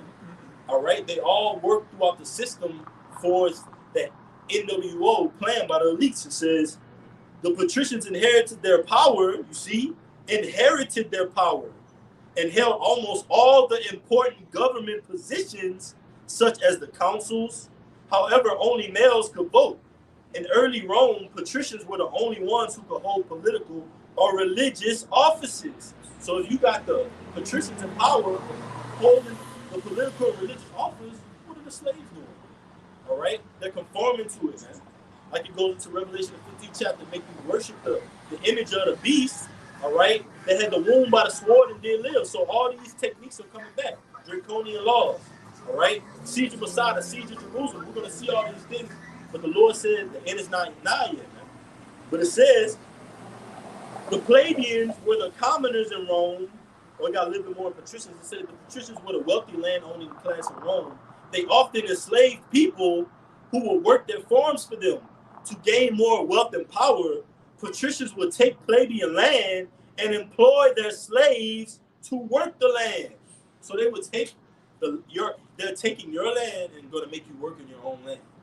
All right, for them, and get paid by them. All right. Sound like what they did to their neighbors. Hey, right. And we go into the broke over 500 treaties with Gad, man, northern kingdom, man. But it says the plebeians were the commoners in Rome and had the highest population in society. They included merchants, farmers, and craft workers. And the elder had put in a couple of days ago about how they, man, there was this quote, I forgot the guy's name. He was basically saying they target the minorities, which they attribute minorities to being you so-called Native Americans, Latinos, and Negroes, but we're really the majority. The Lord said we're numbered as the sand of the sea, so we could never be minor, all right? That's just another way Esau trying to downplay us as not being the chosen people of the Most High. Oh, these are minorities. Yeah, insignificant. That's right. Less of a people, less in population. But like it said in Exodus, the first chapter, it says when they afflicted the people, they grew more. All right? And that's like on us. The more hell we catch, if you're in your right mind, that makes you want to do what? Take heed to this word, man. This is our only sense of peace and safety. All right? It says the plebeians almost left Rome to form their own society, but the patricians needed them for military power. And that's why when it breaks down into those Germanic tribes, all right, a lot of those were Jakes, man. Anglo-Saxons, Franks, Sunnis, all right? You had Jakes taking down this place, man, sacking and helping take down Rome, man, all right? Like an Anglo-Saxon goes into angelic sons of Isaac, man. So that was our people in ancient Rome, man. Getting persecuted, you gotta go. You know, when you go into the history, Esau likes to refer to those different Germanic tribes as barbarians. You know, you hear that term barbarian, but really when you go into the word barbarian, it just simply means to have a beard. Like that's literally what it goes into, to have a beard. And we know, you know, yeah, Esau's against having beards and having facial hair, because Esau likes to shave all his hair off. But yep, shoot, yep, because because we know in our ancient culture, according to the laws of the scriptures promotes growing a beard and not shaving your beard off. You know, so the fact that Esau refers to those Germanic tribes as barbarians, which means to have a beard, that also further lets us know, in small subtle ways, that had to be Jakes, who are, rocking their beards, just as our ancient culture encourages us to do, you know. This is just the definition of patrician. It says belonging to or characteristic of the aristocracy. A proud patrician. It says the highest class in certain societies, especially those holding hereditary titles or offices. And then it goes into plebeians. It's the definition. The word patrician, it sounds like it might be tied to the word patriot. Yeah, patriarch. Mm-hmm. Yeah, because basically, in that time you had the male between even a patrician, whether you're a patrician or a plebeian, the head of your family was a male. So, yeah. As a matter of fact, yeah, because it said when the patricians were in power, they only allowed the males to vote. Yeah, so they kind of stuck to that patriarchal traditional way. Yep, it says the latter end. Although both classes were considered citizens of Rome, the patricians and plebeians rarely married between the classes. In both patrician and plebeian society, males were the heads of the family. These could be the father, grandfather, or uncle. He was referred to as paterfamilias, or father of the family. Both classes also honored the elderly and granted women no rights in society. This meant that women were not allowed to vote, hold political office, or gain political power. However, both classes owned slaves and worshiped the same powers. Hey, so that's likened today to the Republican Party. When you look at the Republicans, they stick to more of that patriarchal, traditional values, family values and whatnot. The man being the head, okay, and that's why the Conservative Party is mostly tied to Republicans. Not as that now, all Republicans aren't conservatives per se, but the Conservative Party is 9 times out of 10 is always associated with the Republicans, whereas Democrats, which promote non-traditional values, okay, they're more liberal, where they want the woman to be the head and the alphabet agenda to flourish around society. The Republicans, just like the patricians back in ancient Rome, they didn't play that shit, Yeah, like that guy that came up that day. Oh, he was right there? Yeah.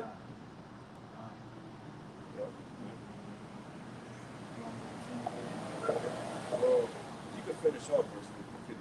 All right. This is Revelation chapter 13, verse 15. And he had power to give life unto the image of the beast, that the image of the beast should both speak and call. Right, that the image of the beast should both speak. And how is this beast has been speaking in these latter days? As Esau pushes forward to his NWO system, is speaking like a dragon. Okay, draconian laws, draconian measures, all of your constitutional rights being taken away, your rights of freedom of speech, your rights to bear arms, your rights of privacy, your rights to practice your religion and your beliefs and whatnot. All these things are coming down the pipe for Esau to establish his NWO system, okay, which is ultimately what this image is going to. And like we said earlier, all it's going to take for Esau is one domestic attack or one FF attack for him to go forward with these agendas. You know, okay? It says that the image of the beast should both speak and cause that as many as would not worship the image of the beast should be killed. So Esau is getting ready to come down with great wrath and cause, okay, the people around the earth, all right, small and great, rich and poor, free and bond, to bow the knee and conform to the image of this beast system, which is ultimately leading up to an NWO system, a digital grid, where it's going to establish a digital currency, ultimately the charagma, which is going to go into in the very next verse. Okay, how is Esau going to cause these people around the earth to bow the knee to this system? Go ahead. We got the word cause real quick. Okay, go ahead. Strong's G 4160. Poyeo.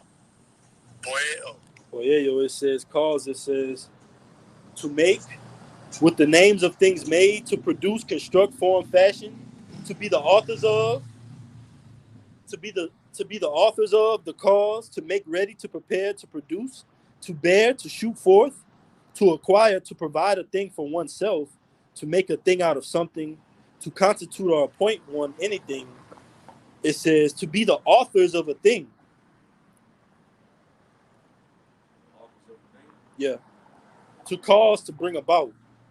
Yeah, so Esau is going to bring about a left-hand version of salvation, okay, which is that charagma, okay? He's going to basically push it out as peace and safety, Well, he's going to make the charagma, all right? Well, people are going to be able to buy and sell again and have particular comforts again, all right? Go back to their normal lives and, pretty much bring order to all this chaos that's getting ready to come to the earth. He's going to push that charagma as the salvation and the ultimate solution of humanity. That's how it's going to cause people to take it by deceiving them. Got a little bit more. Just read it again. It's the Strong's definition. Strong's G 4160. Poyeo. It says Boyeo. It says Strong's definition. It says to lay wait, and not to mention that word legislation basically means to lay in wait. So Esau legislates different things into a law, but it's really him laying in wait. Like how a lion crouches and just waits for his prey to devour. That's what Esau does when he legislates certain laws and decrees. He's really laying in wait for you so-called Native Americans, Latinos, and Negroes, because when a law is stamped, it has no benefit for the Lord's people, man. All right? It says to transgress the law. To transgress the law, man. That's what that cause it means. Because when he's going to cause it, he's going to be transgressing the law of the Most High. He's going to be going with his agenda, according to his image, trying to put it inside of the men of the Lord's inward parts, man. The scriptures say that the law is going to be written in our inward parts, man. Not any technology, all right? Any movable device, man. We're not a lab rat, man. Yeah. Lord's people aren't lab rats, man. And that's what you try to do. You poison our food. You see how we're going to react to it. Let's see how we're going to react to this. You poison the television, all right? You poison your own laws, man. That's why the Lord said that tongues have fallen on themselves, man. Your constitution is contradicting itself. Your amendments are contradicting themselves. Your political officers are contradicting themselves. Some are for the charagma, some are against it. The Lord says a house divided by civil disorder cannot stand, man. So this place is burning from within. And these people are going to be wood for the fire. Yeah. All right, verse 15 again. He had power to give life unto the image of the beast, that the image of the beast should both speak, because that as many would not worship the image of the beast should be killed. Yeah, so draconian measures going to come to, hey, if you don't bow the knee, conform to this NWO system and take the charagma, then hey, you're gonna be killed. Just like the draconian laws is going into that we read earlier. Any little minor offense or crime that you commit is going to result in death. And as the apostles and various other brothers always bring out, this word "kill" in Revelation 13 and 15 also goes into a separation. Being separated, being set apart. So Esau, when he comes down with this NWO and forces the charagma, all right, for those that's not going to take the charagma, if Esau doesn't actually delete them and send them to the spirit world, well, he's basically going to separate them. They won't be able to participate in the NWO. They won't be able to buy or sell. They won't be able to work.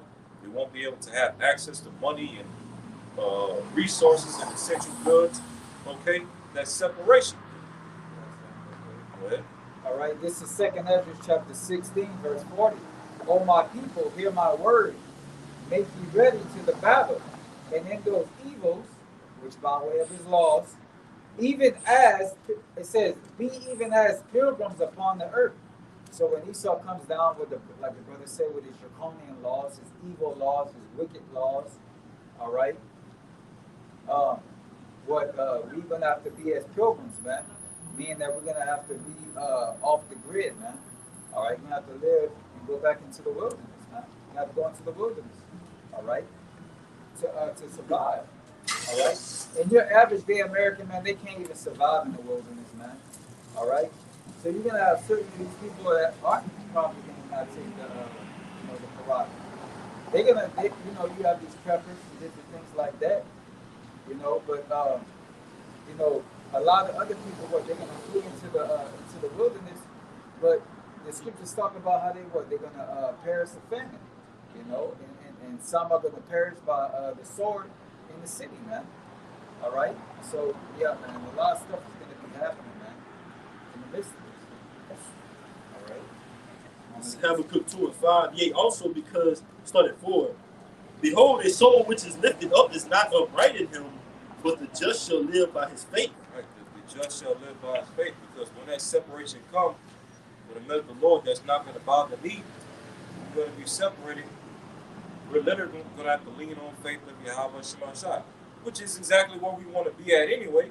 We would rather have our faith in nothing else but the Lord.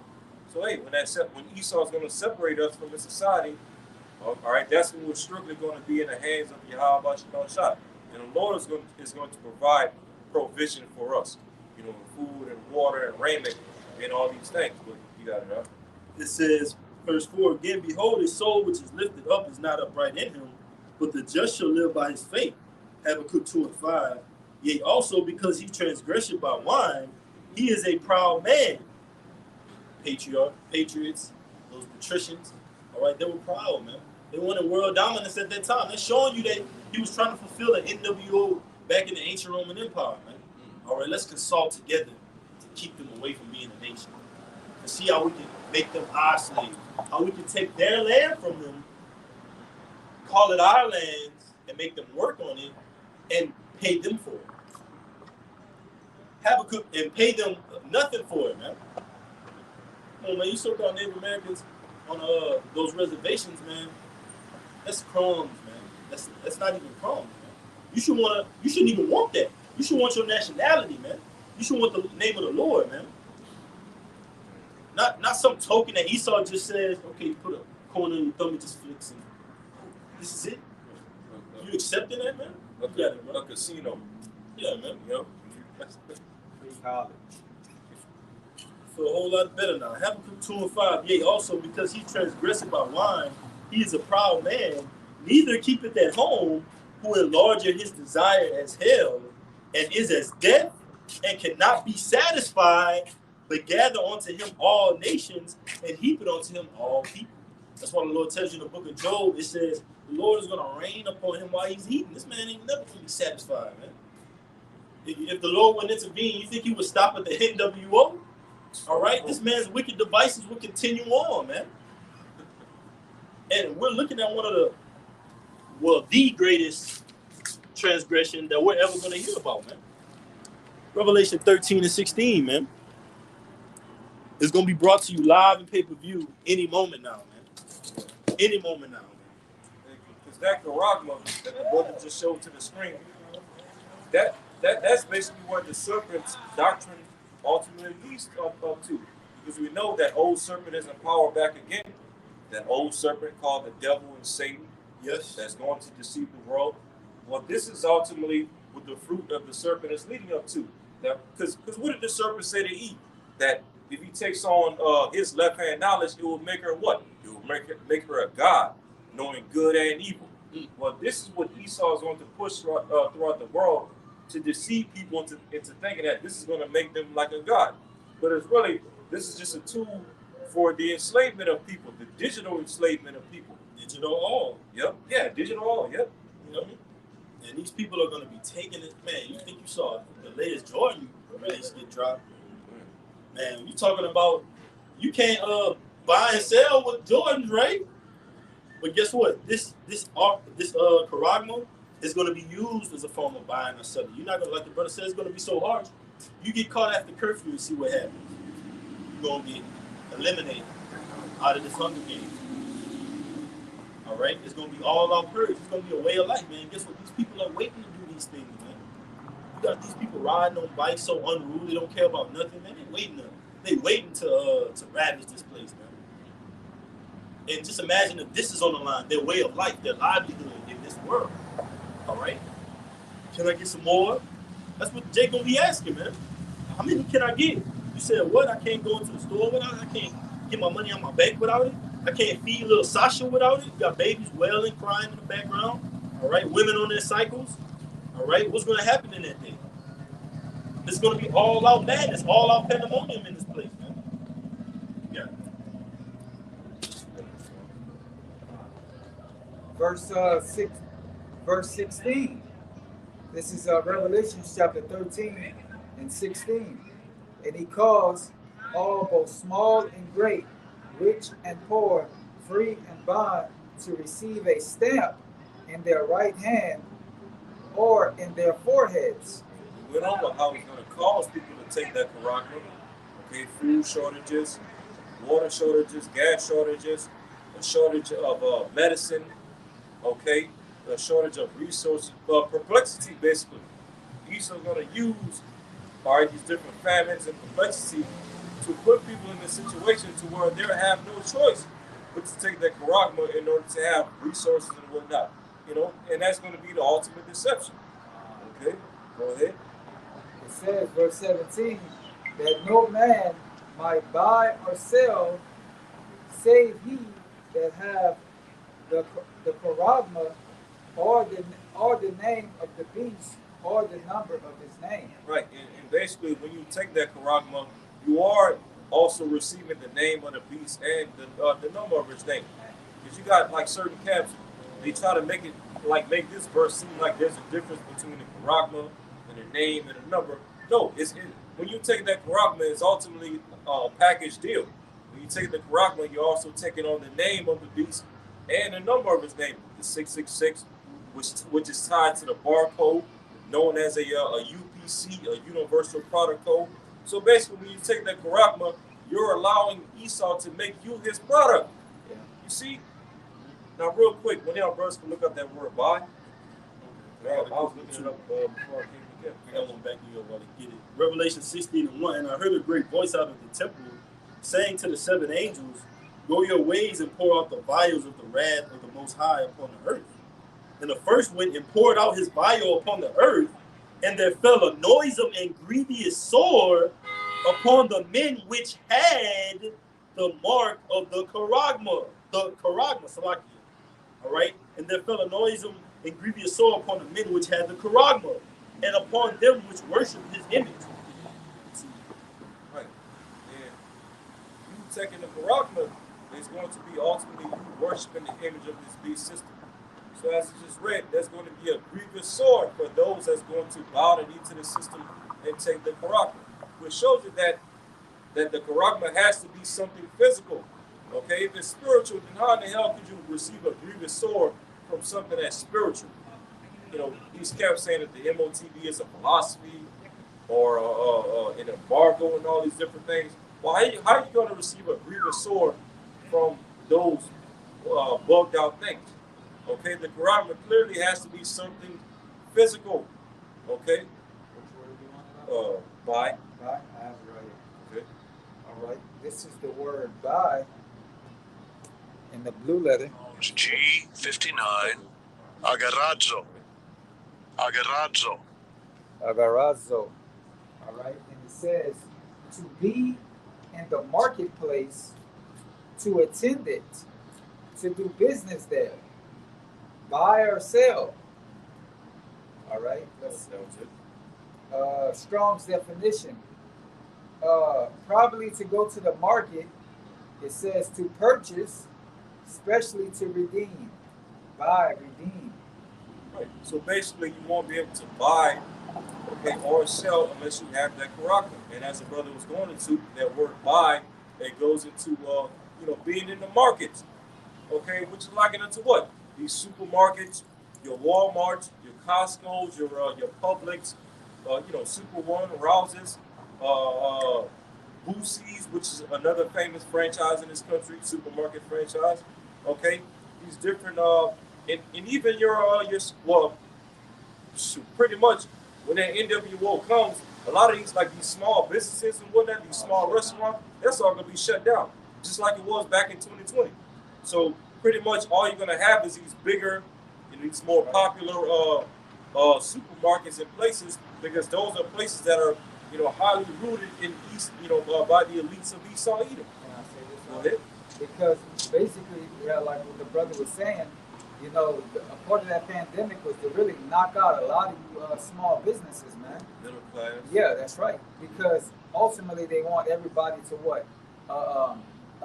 Have corporation jobs, man. All right, Yep. to rely on the government. All right, and then it's going to come to a point to where they're already talking about AI is going to artificial intelligence is going to take over the work industry, man. All right. Man, I'm sure you saw they had like 200 Amazon employees that Right. recently got Yeah. fired. So who you think is going to replace all of those Amazon employees? The damn robots. Yeah. Go ahead. And if I can also say one more thing, is that we're replacing, yourself. Or what they want to do is replace you with the machine to do the work. And then what? That comes by way of that what? Universal income, man. All right. Where they then control what you can purchase. All right. You're not earning the money. All right. They're giving it to you. So they're like, look, we have the right to tell you how you should spend your money. Yeah. How what you should buy, what you need to buy.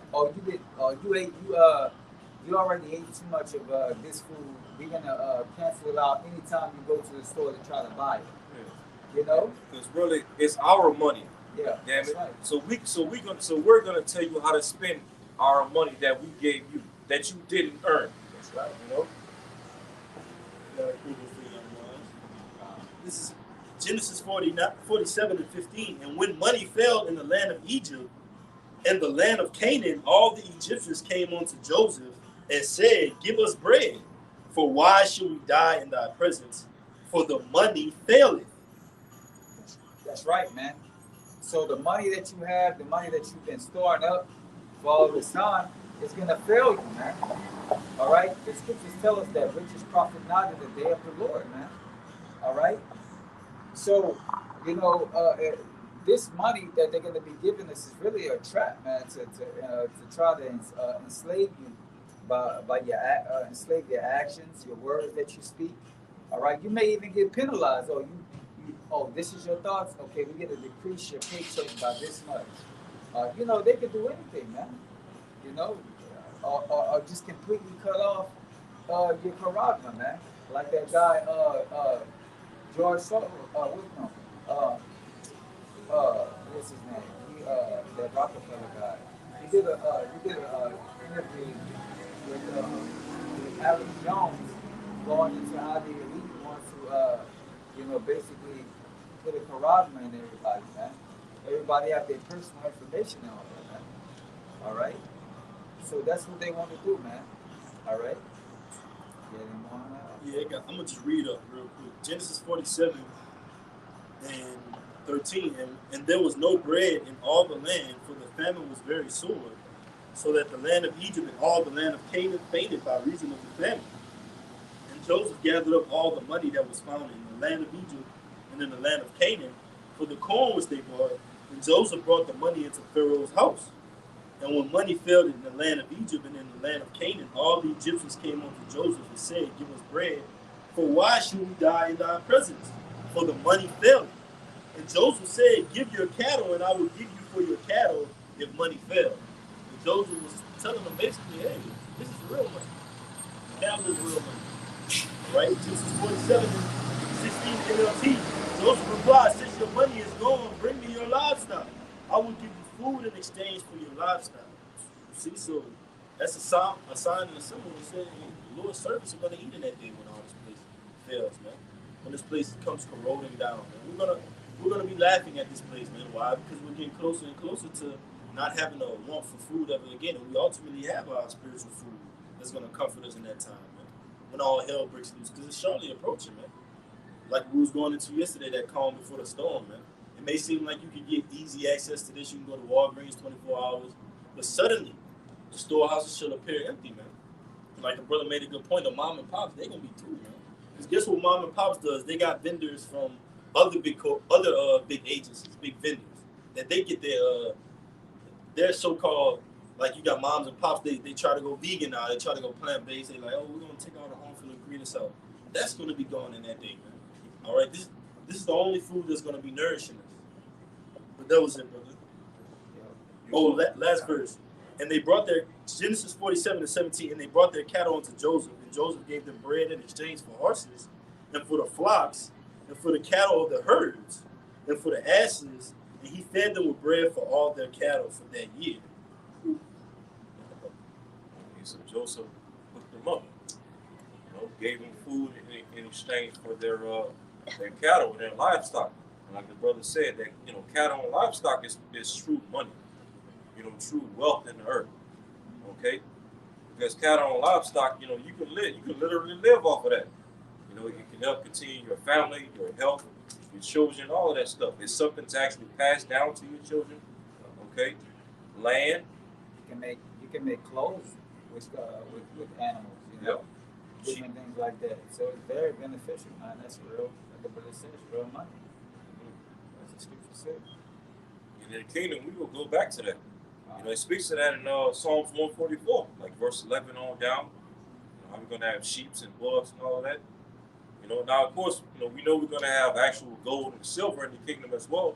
But, our true money is going to be, things of the earth. Well, cattle, land, the gold and stuff is just a bonus. Yeah. Really, to be honest. Yeah. Shoot, damn near, we're going to be the gold and silver in the kingdom. We're going to be worth more than gold and silver. Yeah, we're going to be worth more than gold and silver on this side. Pursuant to Isaiah the 13th chapter. But you wanted to go back to that Revelation 16? Yeah, I'll read it real quick. Okay. This is Revelation 16, and I'll start at 1. And I heard a great voice out of the temple saying to the 7 angels, Go your ways and pour out the vials of the wrath of the Most High upon the earth. And the first went and poured out his vial upon the earth, and there fell a noisome and grievous sword upon the men which had the charagma, and upon them which worship his image. I'm reading the NLT. So the first angel left the temple and poured out his bowl on the earth, and horrible malignant sores broke out on everyone who had the MOTB and who worshiped his statue. And I want to get that word malignant, have it real quick, pull it up. It says malignant, of a disease, very virulent or infectious. It says the word malignant means born to be bad. It says cancerous. So you literally giving yourself cancer, man. You put this charagma inside of you, man. The Lord's not just going to let you get away with blasphemy. All right, it's going to be many and many wicked scourges that's going to come with that, taking that charagma, man. Just like there's a reward that comes with not bowing to the image. You got it, man. If I could say something, like the brother said, it's cancerous, man, because it's called a what? RFID, Yeah. Paragma, right? Radio frequency identification. And through those vibrations, those signals that they use, they're going to be contaminating the people, man. You know. And I was watching this movie, man. I forgot what it was, but they were like basically the pedestrians, the regular minded citizens, they had a device. And he said he was like, all we gotta do is turn on the frequency, and all of these people's minds will go crazy. That's basically what they said. Basically what he said. I was like, man, it was on the matter of fact, it was on Justice League, the old cartoon. Yeah. Yeah. So yeah, man. He been planning this for a long time, man. He been planning this for a long time. Like the brother, when you go into the scriptures, when they tried to make the word tower, all right, speaking all one language. That's basically what Esau wanted to do today, all right. And Biden had just mentioned. I read an article where it was like, we gotta all come together, you know. Going back to what we said earlier about the both sided wings. All right, you got the Democrats and the Republicans. All right, but it's of the same bird. Birds are this. They say they say birds are the same feather flock together, but those are the same feather. It's the feather of the same bird, man. Like the brother said, they all traveling to the same destination, which is what their agenda, man. All right.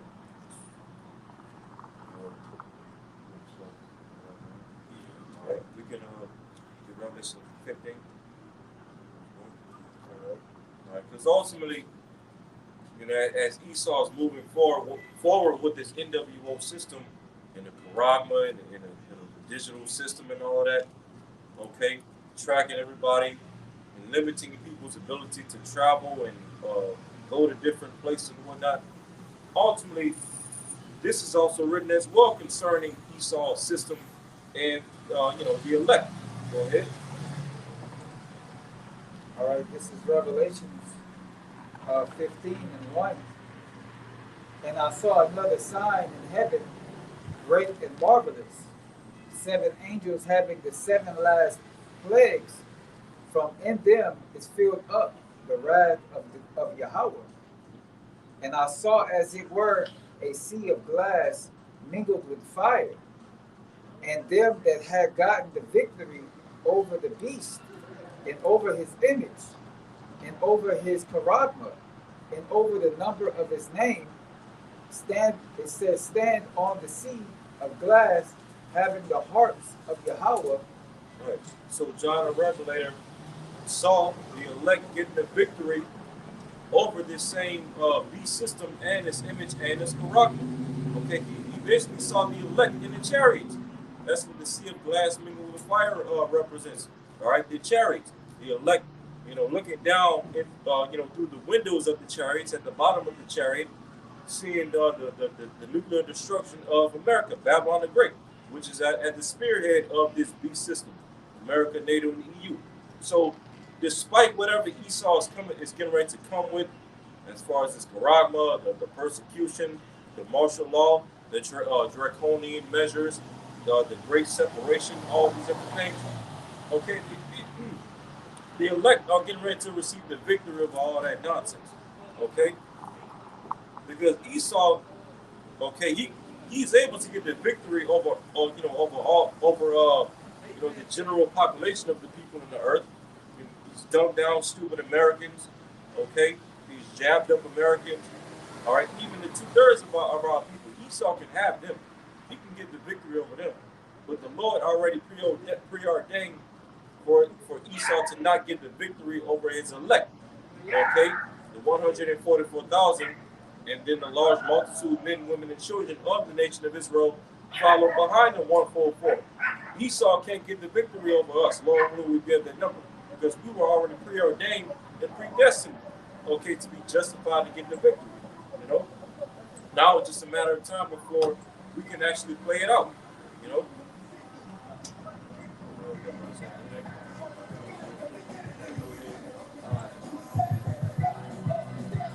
is the book of Psalms, chapter 37, verse 37. It says, M-A-R-K, the perfect man, M-A-R-K, the perfect man, and behold the upright, for the end of that man is peace. Right. And that word M-A-R-K in Psalms 37:7, you go to it, it basically means to guard or keep or protect. So no matter what this devil has coming, the Lord's going to protect his elect. All right, he's going to lift up a standard for his elect. That standard could come in the form of brothers receiving spiritual powers, or the archangel Michael and the holy angels protecting the elect. Okay, was that spoken of in the scriptures, Psalm 91? All right, and then ultimately, the Lord is going to guard its elect by sending Yahushua and the holy angels back to deliver them in the chariots. As a matter of fact, because even in Revelation, the 3rd chapter, where it speaks about where Yahushua said he's going to keep us from the hour of temptation, that word keep, when you go in that scripture, it basically goes into the same thing. To guard, protect, watch over, So, hey, so as long as we hold fast to our crowns and stick closer to the truth, the Lord's going to, guard us and protect us, okay, and keep us from the gates of hell. All right? Anything else?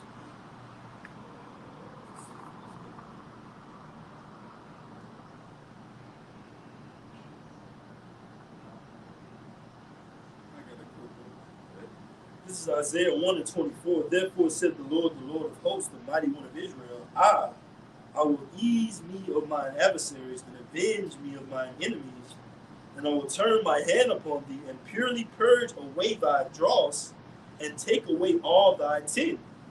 And dross, I believe it represents like it's like when you have a precious piece of metal, it's supposed to shine. It's supposed to give off a shine. And I believe dross basically goes into like when that piece of metal no longer has its shine. It's lost its luster. Yeah. Mm-hmm. Yeah. So the Lord said he's going to take away our dross. Meaning what? He's going to take away our our rust and things like that. Imperfections. Yeah, imperfection. Thank you, water. That's a perfect word. Okay. Back in Isaiah, Isaiah 1, I'm going to read 24 again. Therefore said the Lord of hosts, the mighty one of Israel, I will ease me of mine adversaries and avenge me of mine enemies. I will turn my hand upon thee and purely purge away thy dross and take away all thy tin. I will restore thy judges as at the first, and thy counselors as at the beginning. Afterward thou shalt be called the city of righteousness, the faithful city, New Jerusalem. Man, that's it. Hey, those judges that were at the first in the beginning were the Alahayim, man. Genesis 1:1. And when you read Zechariah 12:8, the Lord said that he's going to make the house of David as the Alahayim, as the angel of the Lord. So showing you what, the house of David, which is the 144,000, were that Alahayim that was there in the beginning. Those first fruits, okay? Those first fruits of the land, Yahushua. So Lord willing we be of the house of David, we're being restored back to our rightful order. But it starts with the Lord giving us his wisdom, because it takes wisdom to be a judge over the earth, to be a judge under Yahushua, which, that's a heavy duty, a heavy task, and that's only given to a certain type of men, all right, men that have the first fruit spirits, you see? I got one. This is Isaiah 49:26.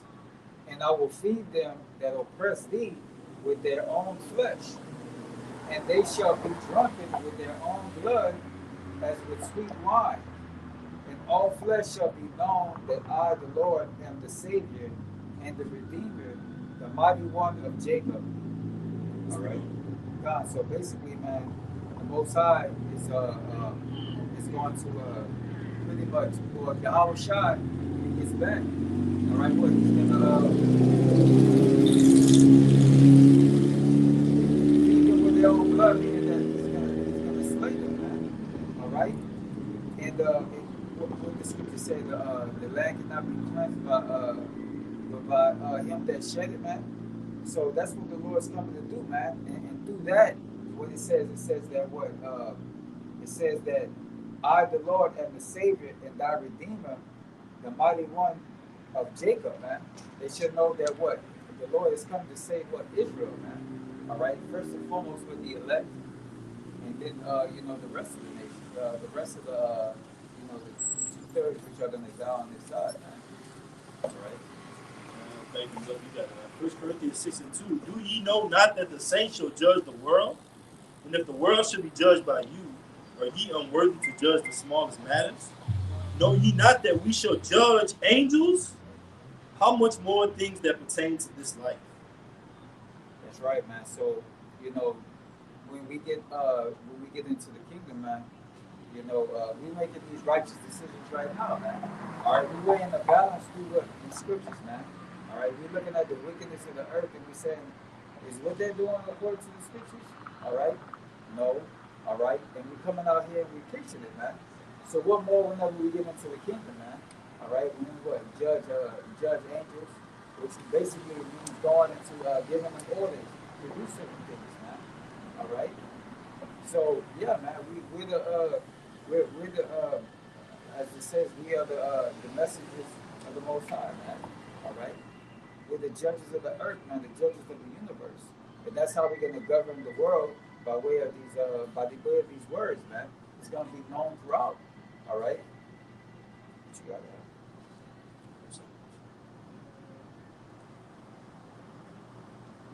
I got a quote. Revelation 11:18. And the nations were angry, and thy wrath is come in the time of the dead, that they should be judged, and that thou shouldest give reward unto thy servants, the prophets, and to the saints, and them that fear thy name, small and great, and shouldest destroy them which destroy the earth.